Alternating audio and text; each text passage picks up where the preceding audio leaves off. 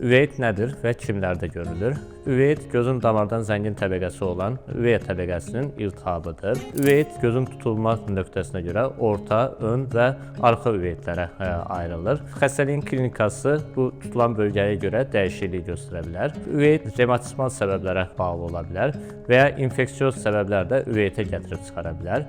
Üveytlər də hər yaşda görülə bilər. Özəlliklə uşaq yaşlardakı üveytlər önəmlidir. Bəzən həm diaqnozu qoyulmasında çətinlik olur və müalicəsinə gec başlanılmış olur. Bizim üveyt müalicəsində əsas hədəfimiz ataklar zamanı gözdə qalıcı zədələnmələr olmasın və sonraki atakların təkrarlamasının qarşısını almaqdır.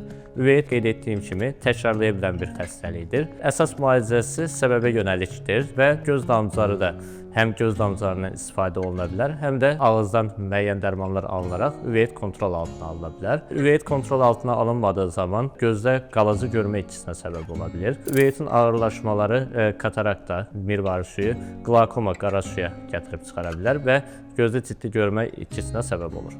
Hamınıza sağlıqlı günlər arzulayıram.